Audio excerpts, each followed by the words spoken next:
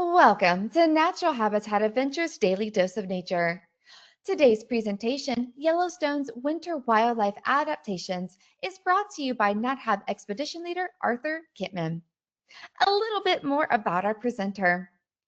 Arthur holds a bachelor's degree in political science with a minor in environmental studies from Eckerd College and transitioned from a 3-year publishing career in New York City to pursue his passion for guiding after a transformative trip to Patagonia in 2013. He spent 5 years as a sea kayaking guide in Alaska's Kenai Fjords National Park, where he achieved his life goal of kayaking with killer whales and worked at remote wilderness lodges to develop expertise in bear ecology and ethical wildlife viewing. Since joining NatHab in 2022 as an expedition leader, Arthur has specialized in Alaska and U.S. national parks, combining his guiding skills with his passion for landscape and wildlife photography. Thank you for being here today, Arthur. Over to you. Thanks, Brooke, and so excited to talk about the upcoming winter Yellowstone season, one of my favorite seasons. I get to run for Natural Habitat, just a magical time in the park, so let's not waste any time and get into it because there's a lot to cover. Once again, Arthur Kampmann, been leading trips in Yellowstone for a number of years and visiting the park for a number of years. It really is just an incredible place any time of the year, but in the wintertime, it certainly has a high degree of magic to it. So just so excited to get into it and talk about it. So when air temperatures plunge below minus 30 degrees, the contrast between boiling water and frozen terrain becomes extreme. Steam and mists from the geysers, hot springs, fumaroles condense instantly, creating surreal ice formations, frost-encrusted trees, and even snow-free ground in the thermal basins. Now, these thermal gradients make Yellowstone one of the few places in the world where boiling and freezing coexist side by side. Geysers and geothermal features have a steam phase that's often only visible in the wintertime, and you can see this is Old Faithful erupting. And what happens is the geysers, they go off, and then for minutes after, they just steam because of that cold air. And it's just so cool. It's something you don't really get to experience any other time of the year, maybe in the cold mornings of the fall or the spring. But in the wintertime, it's one of my favorite parts is you just are driving around or hiking, and you're just seeing all this steam and the distance. And it really is just makes Yellowstone kind of up the ante in its magic.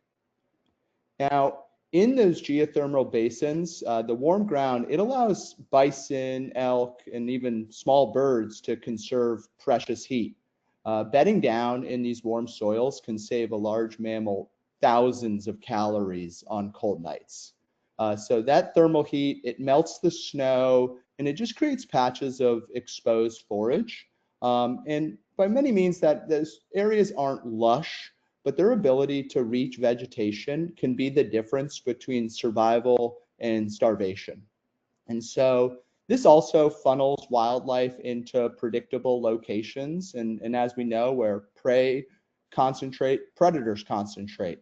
So you can have the chance to see wolves and coyotes patrol these thermal basins because elk, bison, and small prey are forced into these warm pockets, and it results in a higher predator-prey encounters and higher winter kill rates within these zones. You know, coyotes are known to patrol around the geothermal basins because of a lot of voles, little mice, because it just makes it a lot easier for them to hunt. And then you have rivers in Yellowstone, such as the Firehole River, that never fully ice over thanks to the thermal inputs. And so that water, that open water, which is unique because of the geothermal inputs, helps sustain trumpeter swans, ducks, river otters, and American dippers, species that rely on unfrozen habitat for food and survival. So, you know, it also comes with a consequence too, because the geothermal areas, there is just a really, you know, a thin crust underneath it. And so that thin crust, it hides the boiling water just inches below it. And so elk, bison, and even wolves have broken in. And I know this year in June at the Grand Prismatic Spring, a bison did fall into the spring and died. And I know when the wolves were first reintroduced in 95 and 96, they did have a wolf that broke through and fell into a geothermal spring and died. So it's very, it comes with its consequences. Also, clustering up in these geothermal areas brings animals together, and so you can have the spread of diseases such as brucellosis or mange. And also, the geothermal areas have a really high silica content in them, and so the animals that are feeding there, it actually wears down their teeth faster. So they do also pay the consequence there as well. So they have the, they can essentially wear their teeth out earlier and die of an earlier death because of that. And one of Yellowstone's most profound and often overlooked geological and ecological features is the role of Yellowstone as a continental watershed divide. Yellowstone sits astride the continental divide of North America, a line that determines whether precipitation flows to the Atlantic or the Pacific Ocean. And so this divide enters the park near Two Ocean Plateau, and it meanders through the Pitchstone Plateau into the Yellowstone Lake Basin, and it exits near the southwest corner of the national park. Now, this makes Yellowstone a hydrological apex, one of the very few places on Earth where a single raindrop's fate depends on which side of the ridge it falls on. And so Yellowstone is the headwaters for 3 major continental river systems, making it critical water distribution for across the United States. So you have the Snake River, and that's going to flow into the Pacific Ocean. Then you have the Yellowstone, Missouri, Mississippi River Basin, which flows to the Atlantic and the Gulf of Mexico. And then you have the Green River Basin. So that flows into the Colorado River. So Yellowstone is vitally important to the water resources of the country. And so snowpack in Yellowstone acts as a natural reservoir. It feeds millions of people's farms, ecosystems across America. And so changes in that snowpack directly influence drought, river flow, and water security across the continent. And so obviously with the changing of the climate, it is a big issue if winter does not supply enough snow into Yellowstone. The impacts aren't just in Yellowstone, they're felt all the way throughout the country. So it's something that sometimes is overlooked, but it's vitally important for the country, and for the snowpack is also just so important for so many animals, because we have what's called the subnevian zone, and that's the area beneath the snow that a lot of the smaller animals, whether they're ermine or voles, they rely on that subnevian zone because it's a lot warmer underneath the snow. So it's something that sometimes is overlooked is the role of the continental divide and the snowpack that happens every year in Yellowstone in the wintertime. Now, Yellowstone in the winter, it dramatically changes. I think one of the big changes is visitation. During the month of January, they're looking about 30 to 35,000 visitors for the entire month. The month of February is going to be about 35,000 to 40,000 visitors for that month. So a dramatic drop in visitation for those months. So if you're interested in braving the cold, it's definitely a great time to visit the park because you can get the solitude that you sometimes can't get at other times of the year.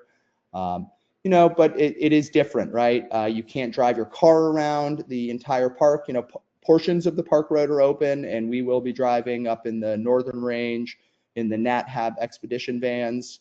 There are safari trucks, but once we go to the interior of the park, we'll be in what you see on the screen right there, and that is a snow coach. And they're incredible. We typically ride in 2 snow coaches. Our luggage is transported in a separate snow coach. So you got a lot of room to spread out, And I don't know if there's a funner way to experience Yellowstone, because I just love the snow coaches.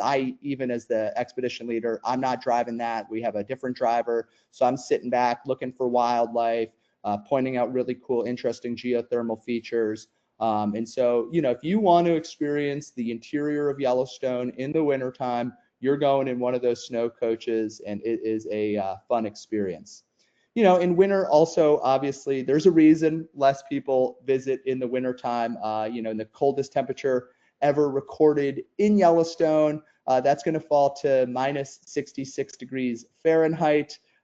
Pretty darn cold if you ask me. I believe my coldest in the park was minus 43, also pretty cold. But typically in the wintertime, you're not getting those incredible extremes. You're seeing more around just freezing, just anywhere from 20 degrees to minus 10 degrees. That's a little more typical. I will say when you do have those incredibly cold trips, it's often clear and absolutely beautiful, but we're a great company, and we make sure to monitor everyone's well-being and keeping everyone safe, because that is the first priority there. But obviously Yellowstone is a land of extremes, because you have that minus 66 degree Fahrenheit as our coldest temperature. The warmest temperature ever in Yellowstone is 99 degrees. So that is a dramatic extreme, and animals need to be adapted for both.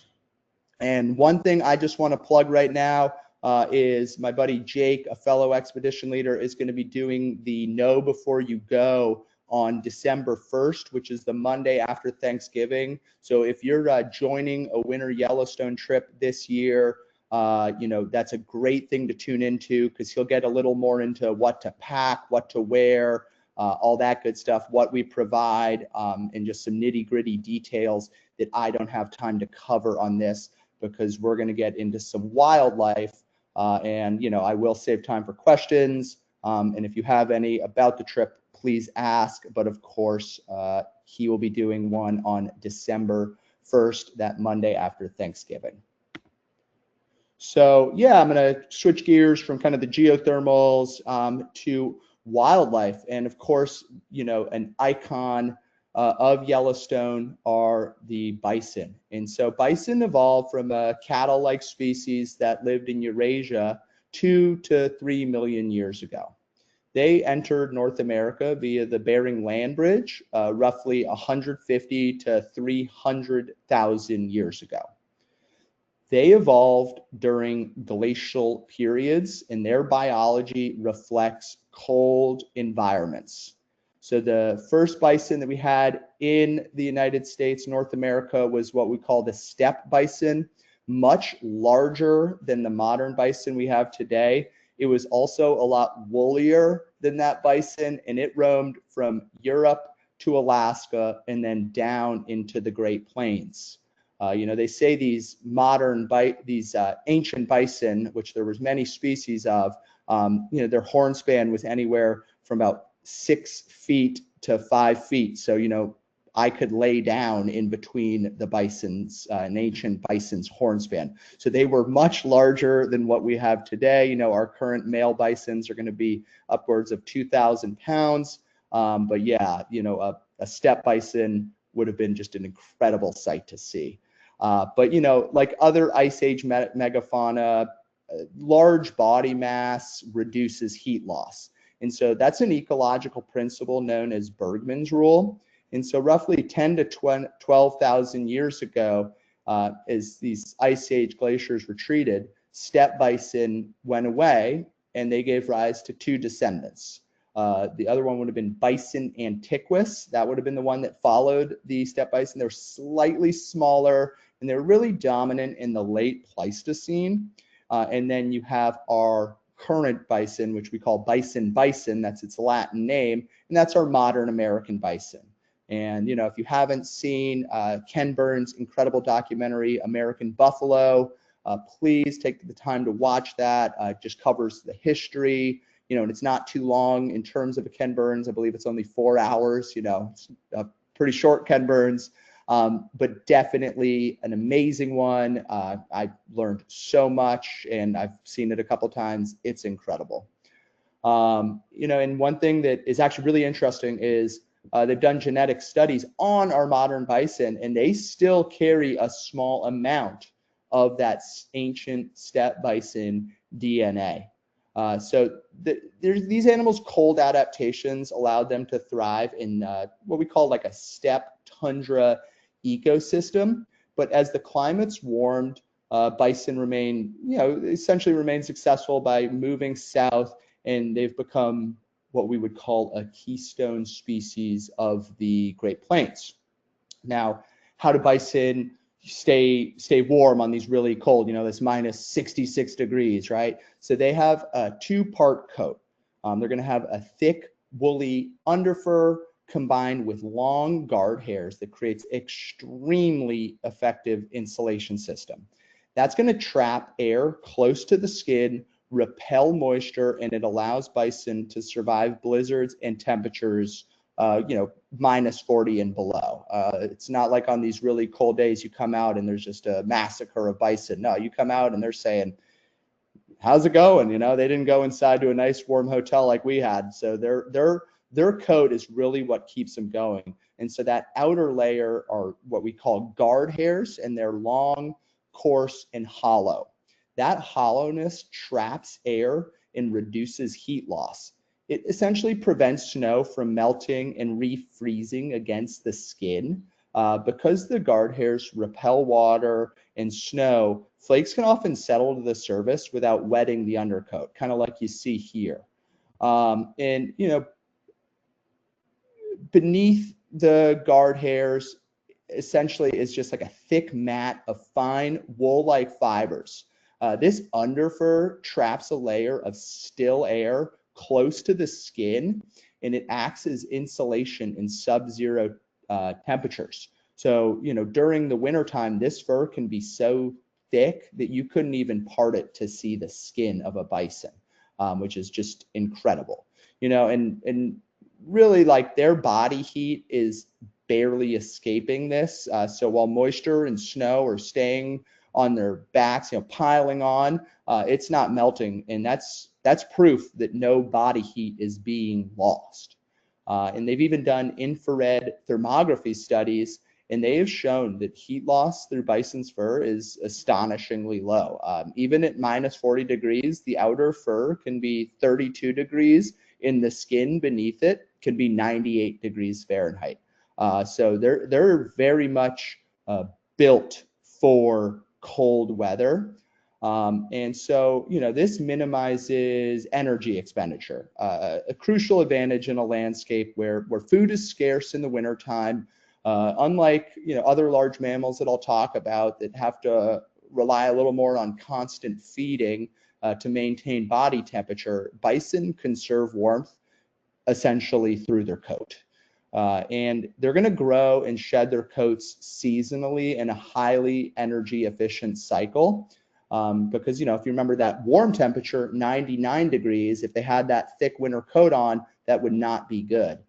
So in the late summer, this new winter coat begins growing, and it reaches that full insulation power by midwinter. And then in the springtime, they start to molt. And, if you end up on a winter Yellowstone trip or any Yellowstone trip, please ask your expedition leader to point out where bison have been rubbing on the trees, because you can see it. They're very clear, ancient tree rubs from bison getting off this thick winter coat. And so they have to shed that. So they're, they have a dynamic molting, and this just ensures their energy is optimized for the season. Max insulation in the wintertime, and then minimum overheating in the summertime. And so that precise timing of the coat, the growing of the coat, is governed by day length, the photoperiod. It's not governed by temperature. So as days get shorter, fall starts to onset, that coat's going to start growing more. As days get longer, they're going to start to shed this thick coat. And then bison have just extraordinary adaptations in their respiratory anatomy and physiology that protects vital organs while still allowing them to breathe this extreme cold. Their trachea isn't just a tube for airflow. It's a thermal regulatory organ that conditions the air before it reaches the lungs.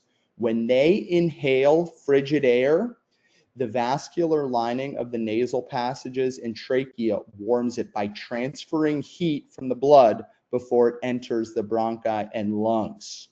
At the same time, the moist mucosa humidifies the air, and that's going to prevent dehydration of the lung tissue. So it's a very incredible system that they have, and it's called a countercurrent heat exchange. Warm blood moving out from the body passes the incoming cold air, and heat flows from the blood to the air without dropping the core temperature. This reduces both heat and water loss, which are huge energy drains for the bison.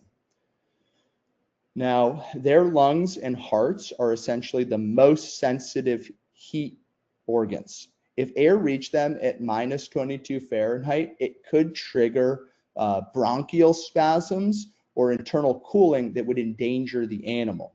So their trachea, protected by just thick fur and muscle, ensures by the time the air reaches the lungs, it's close to their body's temperature, which is going to be around 98 degrees. Now, I think one thing that I know a lot of people love to come to Yellowstone to see is watching the bison's head movement, watching them work that snow. And so their ability to plow through deep snow using their head, neck, massive shoulder muscles is a fine-tuned mechanical system evolved over thousands of years to survive on the frozen Great Plains. The huge hump they have on their back is pure muscle and reinforced vertebrae built to drive the head, essentially like a snow plow. So when a bison encounters deep snow, it lowers its head to the ground, swings it side to side using the momentum generated by that neck and shoulder muscle to just carve a path. It is a sight to see and something I do not get tired of watching. Obviously they're totally built for this. The way their nostrils are located on their face, they're elevated and forward facing so they don't inhale snow while working. And also, this is incredibly beneficial to other animals. As I'll get into some other ungulates a little later, they don't have the ability to do this. So bison are such a keystone species because they can move snow in ways that other ungulates and animals can't. So they benefit the entire ecosystem by doing this. Another really cool adaptation about bison is something I love to point out is just the fur around their eyes. In the wintertime when we get a great look at bison, they're majestic in the wintertime, full winter coats. But you can see in this photo around the eye, it's a lot different. So it's much shorter, denser, and more tightly packed than the fur on the rest of the face. This shortness prevents snow and ice from clumping or forming icicles near the eyes, which could impair vision, cause frostbite on their sensitive eyelids. These hairs grow in a forward, downward direction, essentially creating a visor effect. And that's going to deflect wind-driven snow and ice crystals away from the eye socket, similar to how our eyelashes work, just on a much larger, much more insulating scale. Now, in extreme cold weather, this fur helps maintain microclimate stability, keeping an area warm enough that the animal's tears don't crystallize, which would damage the cornea and freeze the eyelids shut. It's not just insulation, it's precise thermoregulation at a small scale, tuned to protect the most delicate tissue on the head. And so essentially their facial muscles around the brow and cheek allow it to subtly flex the fur near the eyes, changing its angle when it faces strong wind. So when a bison turns into the snowstorm like they classically do, this fur helps channel snowflakes and ice crystals away from their eyes. It's just, an incredible adage. And, it's a native kind of thought is the bison walk into the snowstorm. And so this cold winter adaptation around their eyes and their fur or what allows them to do that. And, last slide on bison. There was an incredible study done by the University of Alberta in 1978, and they essentially compared how well bison, yak, and highland cattle handle extreme cold. They put young animals from each species in controlled chambers at 68 degrees, 32 degrees, and minus 22 degrees Fahrenheit. And they measured how much energy they use to stay warm. The results, bison are the cold champions. At minus 22 degrees Fahrenheit, the bison's metabolism actually went down instead of up, meaning they didn't have to burn extra energy to stay warm. Scientists couldn't even find the point where cold started to stress them out because the chambers didn't go low enough. So they stayed perfectly comfortable at minus 22 degrees Fahrenheit in their critical temperature, which is the point where they'd start feeling cold. That's estimated to be below minus 40 degrees Fahrenheit. So pretty incredible. And on the other side of that is highland cattle and yak, which are found up in the Himalayas. Both live in very cold places. They could go to around 3 degrees Fahrenheit before they needed to start ramping up their metabolism. And so the secret, of course, for them is in their physiology, that thick coat and their efficient metabolism. That's kind of what helps them really survive in these just incredibly cold ecosystems. And then cool. So on to the next wildlife critter, and another one of my favorites.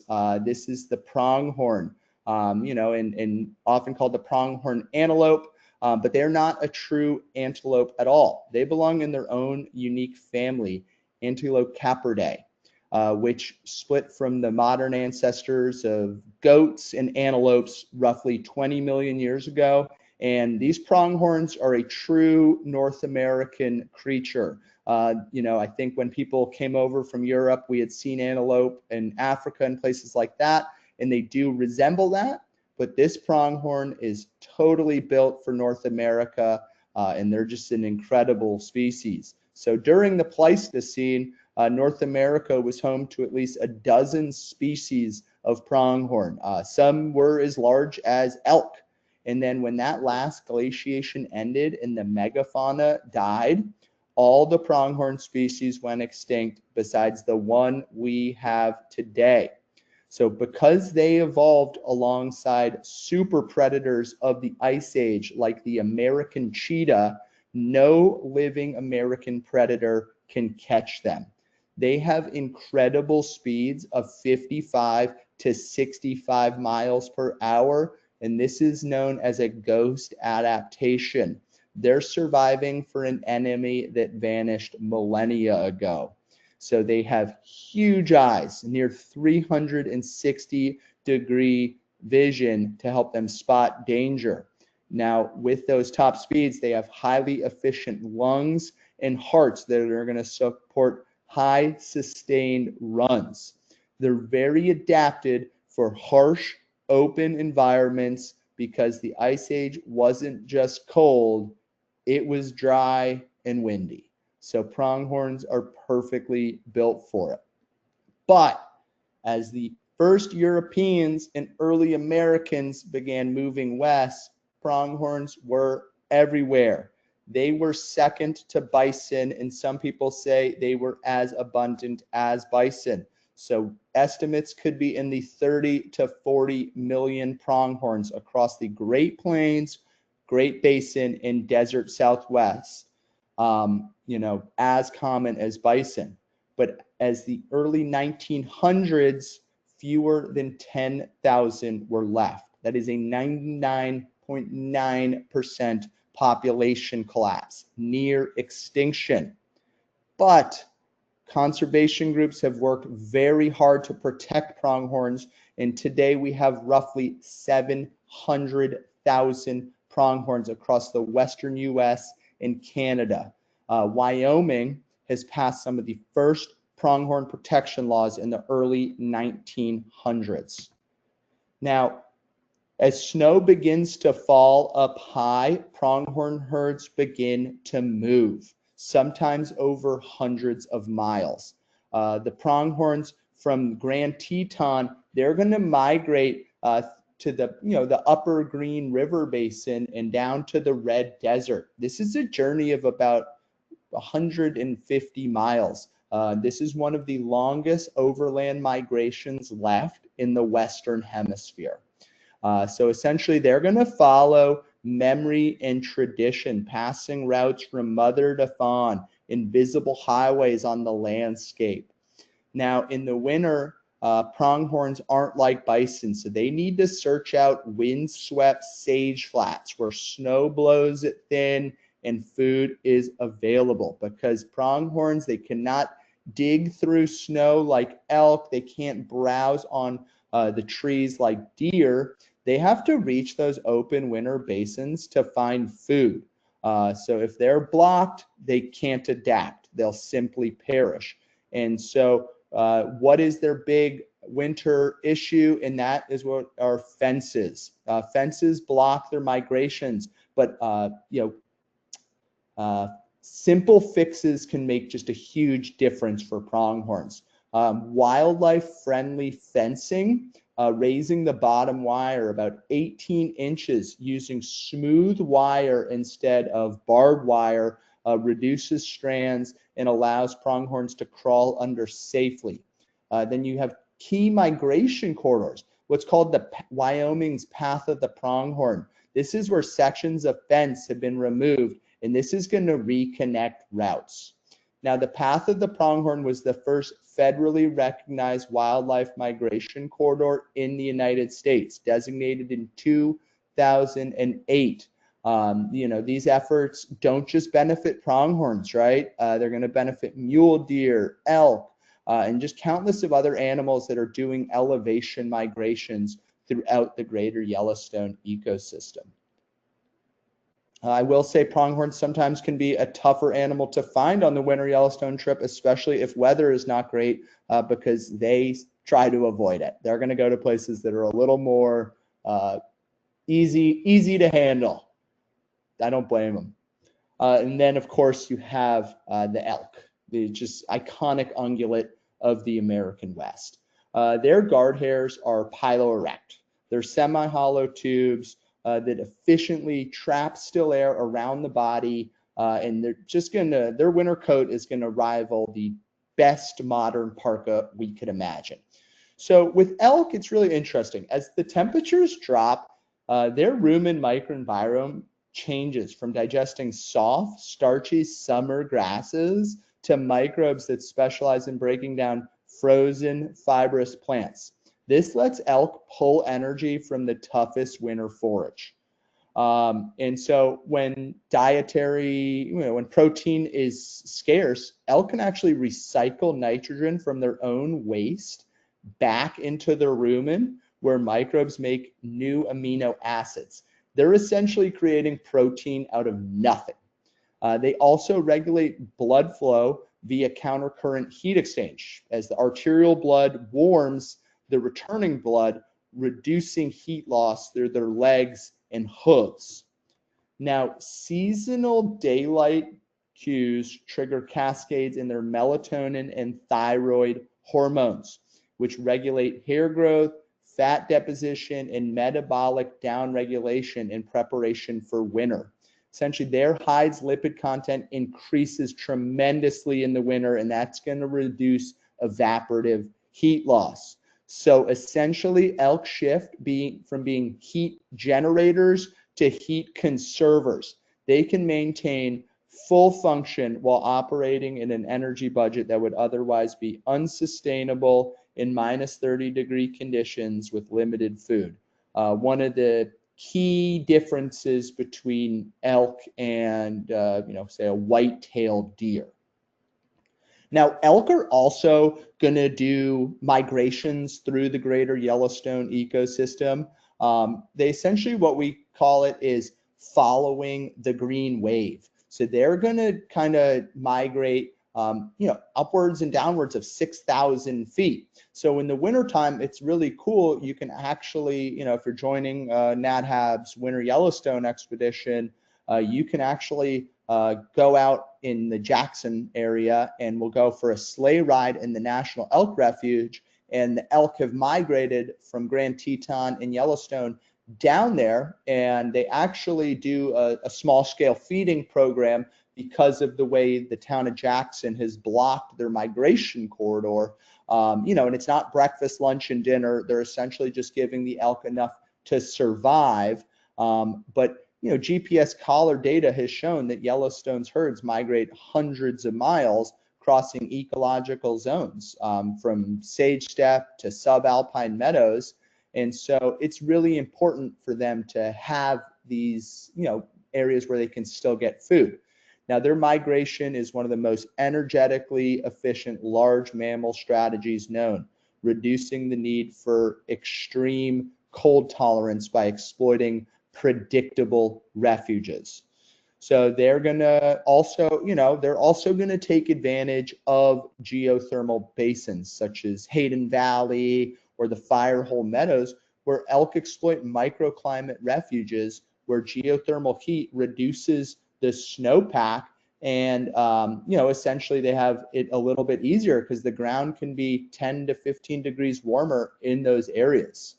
Now, essentially, they've done studies, and the studies have shown that their overwintering survival is tightly linked to their autumn fat reserves.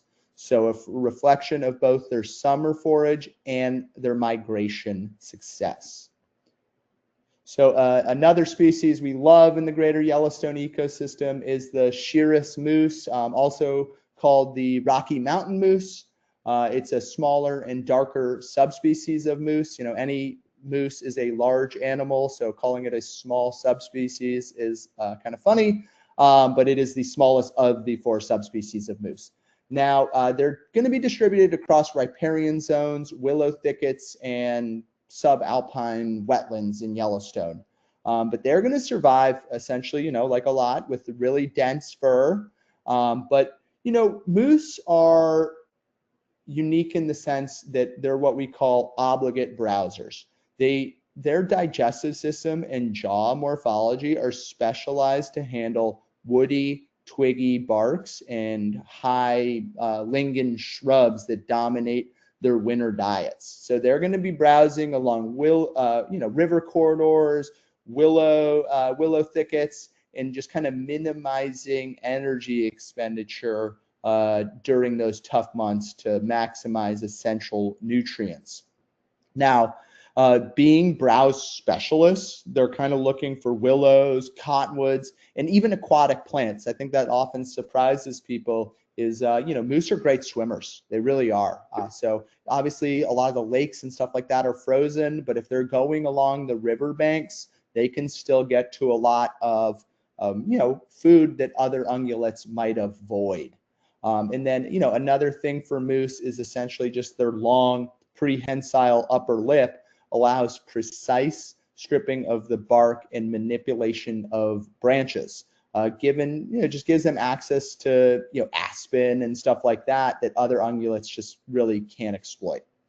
Now, moose also, famously have really long legs in relation to their body size, and that's going to allow them to just move through the deep snow highly efficiently. And, if you ever want to get on YouTube and watch videos of moose on essentially like the Colorado ski resorts, it's astonishing to see how fast they can run in dense snow.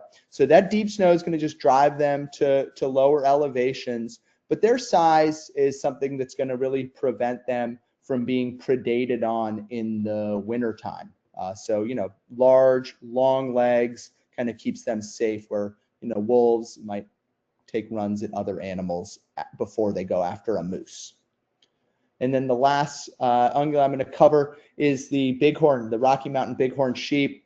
Just incredible. Winter is a great time to observe the Rocky Mountain bighorns as they do come a little bit lower in elevation. So sometimes we do have luck finding them and getting great photographic opportunities. And once again, really thick undercoat. But one thing that helps them is just their stocky, compact size. They're just really stout animals. And they just have really high levels of fat reserves that help buffer energy needs during deep snow and limited forage. Also, the bighorns have specialized hooves that are going to allow them to have really secure footing on icy cliffs, because that's where they feel safe. Where you and I feel the most vulnerable, a bighorn, that's its safe place. So they feel really safe up there. And then in the wintertime, they're going to form essentially sex segregated groups where ewes and lambs are in one group, rams are in another, reducing competition for limited forage. Now, they also do just limited seasonal migrations within mountain ranges, and that's going to allow them to get to some snow-free areas. And one thing I would like to highlight is whether you're on a NatHab trip or by yourself, if you're observing bighorns, do your best to not let them lick salt or other things off of your car, because they're highly susceptible to disease. And they want to come up to the car, and you might be thinking you're getting the photographic opportunity of a lifetime, but in reality, you should try to shoo that animal away because they can essentially get diseases and perish from that. So it takes all of us to protect all of these animals. Now, this is one animal we most likely will not see on the winter Yellowstone trip. If you want to come check out bears, come up to Alaska with me in the summertime to our marvelous bear camp when they're out and about. But in the wintertime, bears are hibernating. And so how do bears hibernate? They're going to essentially in the late summer, fall time, enter what's known as hyperphagia, a feeding frenzy, packing on the calories, 15 to 20,000 calories per day, just getting massive fat reserves that are going to fuel them through the winter. And they're going to just be targeting high fat foods that time of the year, selectively seeking out the richest foods, nuts, berries, even cutthroat trout, elk carcasses, because that fat converts to energy more efficiently than protein. So that rising fat, that's going to trigger metabolic and hormonal changes that signal to the body to slow down the metabolism and begin preparing for denning. Now, when they are searching for their den, they're going to be going, typically they're going to be going a little bit higher, often north-facing slopes, deep snow cover, and they're going to dig into modified mountain sides and just kind of make a little cozy place to wait out those tougher months. That is their strategy, to kind of sleep it out. Personally, I don't think that's a bad strategy when learning about all these other crazy animals that are out and about. I think the bears sometimes have it easy, just eat way too much in the fall, sleep it off, let's get back to it in the springtime. But when they're in the den, they're essentially in a state of torpor. They're not a true hibernator. They're lowering their heart rate, respiration, their metabolic rate, while maintaining enough body heat to periodically rouse. They are doing what I call bear yoga in the den, little contractions. And so, that's going to help them. And then they're also recycling their waste internally, and they rely on just all the stored fat. So just incredible. Now, an animal I think a lot of us get drawn to Yellowstone for are the wolves. Now, wolves are going to grow just a thick coat, hollow hairs that trap the heat, and that allows temperatures in survival minus 40 degrees. Wolves are going to build up moderate fat reserves in the autumn, but they rely on high caloric intake from prey rather than fat storage. Essentially, their large fur-covered paws distribute the weight almost like a snowshoe, and they also do that countercurrent blood flow that I was talking about earlier. So their paws aren't cold, and they're able to cruise over the snow. So in many ways, winter is the wolf's top season because other animals are feeling that pressure. They're feeling the toughness. They're not being able to get to the amount of food they require, and wolves are going to take advantage of that. And so, there was a long time period where there was no wolves within Yellowstone National Park, but then brilliantly in 1995 and 1996, 31 wolves were released into the park. Today, there's roughly 108 wolves in 9 packs inside Yellowstone National Park. Now, wolves are apex predators of Yellowstone, and they're going to regulate populations and indirectly influencing the vegetation. So what this is known as is the trophic cascade. Their presence shifts prey's behavior. They're going to avoid valleys, thermal basins where wolves hunt, allowing willows and aspens to recover. They also control mesopredators like coyotes. So winter's deep snow favors pack hunting. So as wolves can outpace individual prey while conserving energy, they're going to remember kill sites, migration paths of ungulates. They essentially have a mental map of their territory, and they can survive long periods by just kind of scavenging as well. But in many ways, winter is the wolf's season. Okay, on to the wily coyote. Now, coyotes are remarkable. They have total flexibility, right? You're going to find them in the deserts, to the tundra, to the suburbs, and even, Yellowstone National Park. So for a long time, they were the top predator prior to that wolf reintroduction. But when there was no wolves, their populations were really high, and then wolves came in and the coyote populations plummeted. So now they kind of occupy what we'd call lower quality territories, higher elevations, and their hunting behaviors shifted a little more towards small prey. But what I think is really interesting about coyotes is they're what's known as a fission fusion animal. So they're not fixed to large packs like wolves. They split, fission, into smaller hunting units or lone individuals, and then they come together, fusion, when conditions favor cooperative behavior. So in those cold months with food scarcity, deep snow, smaller groups or solitary coyotes can move more easily, cover more ground, expend less energy while still exploiting available prey. Now, so this fission fusion behavior is essentially one thing that helps protect coyotes. Back when there was the predator campaigns to eradicate predators, we could never fully eradicate coyotes because they would always kind of deceive us and move on. The trickster. The third dog, the red fox, once again, really thick, incredible fur. They look amazing in the wintertime, but they're opportunistic hunters and scavengers. So they're going to locate rodents beneath the snow with acute hearing. They're also going to cache food, and they can shift their diet flexibility a lot. So in the wintertime, obviously going a little more after carrion, smaller things, but in the summer, they can even eat insects. So they have a really essential diet flexibility, and they're going to reduce heat loss by tucking their paws and snouts into the fur. Now, one thing people love of the foxes is the mousing, where they're going to be going and jumping in the snow. And there was an incredible study done in Europe observing 2 years of the mousing behavior. And they found that when foxes prepare to pounce, they align their bodies to a northeast magnitude, and they had a significantly higher success rate. So the authors of that essentially determined they were using the magnetic field essentially as a range finder.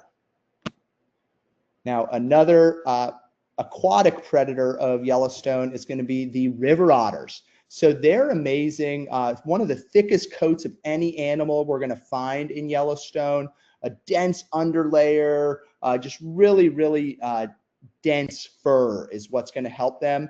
But they're aquatic master predators, right? So they are going to be under the ice hunting, and it's one we don't always see, but when you do, you feel very fortunate to get a look at the river otters. And I think it's really cool because they use that countercurrent blood flow from their tails and limbs, so kind of transferring it all throughout their body, and that just allows them to swim in that ice water. And then, one of the amazing birds of Yellowstone is going to be the trumpeter swans, a great place to see trumpeter swans.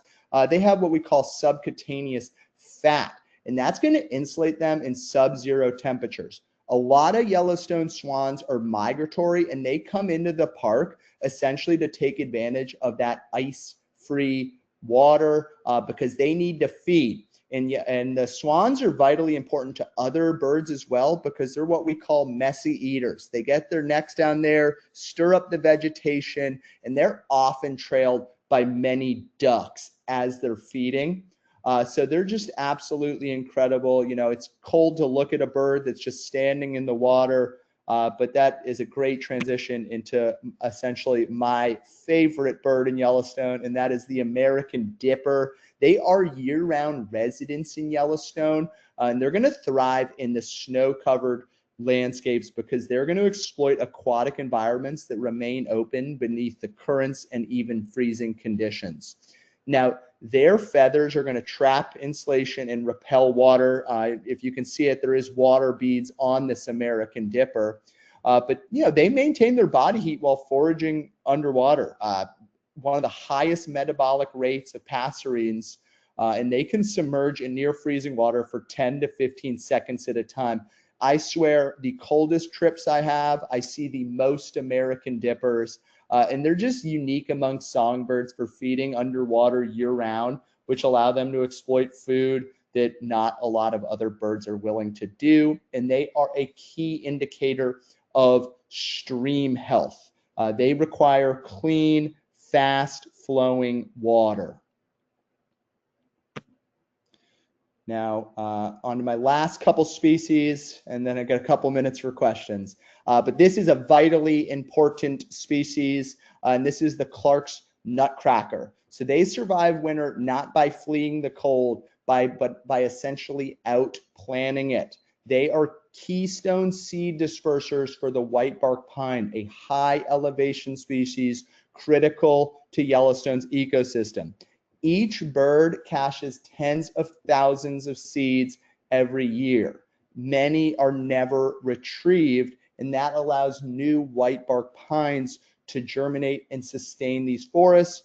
And the whitebark pines are incredibly important for grizzly bears in the fall, as those seeds are a late season food source. So they're going to build up high fat reserves, grow a big winter coat of feathers, and that's going to allow them to survive in minus 30-degree Fahrenheit temperatures. And they have a specialized sublingual pouch that lets them carry 100 to 150 whitebark pine seeds at a time. And their brain hippocampus is enlarged, giving them extraordinary spatial recall. They can remember the location of tens of thousands of seeds, and that's something I'm often impressed with when I can't remember where I put the car keys, sometimes in my 6 pockets. An incredibly important bird for the ecosystem.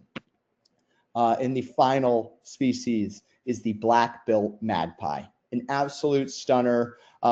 They are just incredible, and their omnivory is what is their insurance policy. They're eating essentially everything: carrion, insects, seeds, berries, small rodents.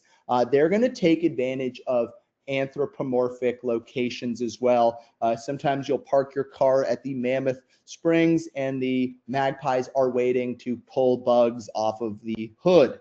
They are there. They are incredibly intelligent. They're also going to kind of quickly be following wolves, because they'll follow those wolves and, kind of quickly get on to a scavenge kill and quickly get away as well, right? Because the wolves aren't going to tolerate that. So the magpie is incredibly smart and also incredibly beautiful. One of my favorites to photograph, their iridescent tails. And then lastly, one thing I think is really cool, and you'll see this around the geothermal areas, is a lot of insects take refuge on these hot springs. And so the magpies actually will kind of stand around in areas that they can tolerate and pick the little insects off, because the insects are essentially pinned in that location. So it's kind of a specialized foraging tactic that I've really only seen the magpies and a couple other small birds take advantage of. definitely a really cool corvid species that we get to see. And so with that, I hopefully have a couple minutes for questions. Thank you all for paying attention there. Oh, Arthur, that was so good. Thank you so much for that just total deep dive into a charismatic species that we love to see when we go on our trips. Awesome. Yeah, we do have a few minutes left, so Sorry, thank you bro. for. No, you're good. I told you I was going deep. You did, and everybody, Arthur told me he actually cut slides, and we still are right almost to the hour. But thank you so much for all of those wonderful details. So we Thanks. have received lots of fantastic questions, and I am going to try to lump them some together so that we can try to get through as many as we can. So this is a really good overarching question, Arthur. Can you talk about how Yellowstone is faring in the past few years? How is snowpack the past few years? And are animals having to adapt in different ways as the climate changes? Yeah, the last few winters have actually been pretty good snows up high. It's shifted in terms of timing. A couple years ago, I had an early January trip, zero snow on the ground. It was cold. The bison were essentially skating around on ice. But the ungulates, they benefited because they didn't have to get through all the snow as much. But I will say, as later January and my February trips came around, the snow did fall dramatically, and then the wolves were able to take advantage. So, it's obviously a really important aspect of the park is that snowpack. So it's something we're all keeping an eye on. I know right now there's a little minimal snow, but if you look in the long range, it does look like December's got some snow, and they are predicting an above average precipitation year in the Rockies this year. Oh, that's great news. Great Definitely question. need that. Definitely. It's so important. That is great. So wonderful to hear. This is an interesting question. Are the moose in Yellowstone also the same species that's found in Glacier? I believe so. Yes, I don't guide up in Glacier, but I do believe it is the sheerest moose up in Glacier.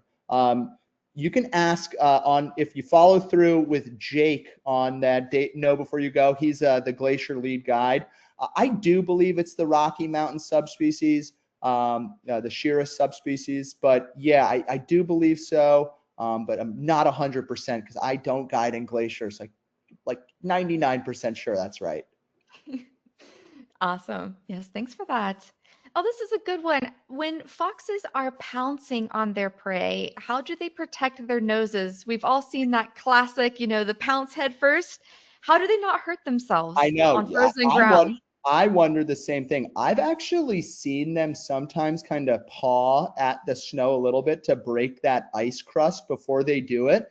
But it's incredible how they generate enough momentum on the jump that they're just using force and they plow right through. And, I think sometimes if you're hungry enough, you're willing to sacrifice a little scratch on the nose. But it's definitely something I have wondered, and I've kind of seen them observe them kind of pawing at ice before they pounce an area, but that's tough because they're now requiring the vole or small little prey species to be in that exact spot. So I think sometimes they just sacrifice a little scratch on the nose for the larger meal. But the pouncing and mousing is just an incredible behavior we get to observe, and the coyotes also do it as well. Yes, we have still so many really, really good questions, but I'm sorry, everybody. We have 13 seconds left. So, Sorry, Arthur, guys. no, you're good. You're good. That was so good. I will turn it to you for any last closing comments. Well, I think it's obvious. I love winter in Yellowstone. So I hope to get to see all of you out there. I know I have a couple trips coming up in January and then a couple in February. So I am just so incredibly excited to get into the park and just, see the bison, wolves, and all just the incredible geothermal features. Because, as the roads close, you can really experience just that hidden season of the park that only few people get to experience. Awesome. I'm sure it's going to be amazing. I can't wait to see your photos and for you to come back and tell us all about it. We love when our guides come back Absolutely. and tell us. Definitely. Thanks, Brooke. Well, thank you so much, Arthur, and thanks for everybody who tuned in. If you're interested in information on how you can travel with NatHab, give us a call at 800-543-8917 or send us an email at info@nathab.com. Our adventure specialists are more than happy to help you. Join us Monday for our next daily dose of nature. You can check out next week's lineup, including registration links on our website at nathab.com/webinars. We did record today's presentation and the replay will be available on our website soon. With that, I will conclude the webinar. Goodbye, everybody.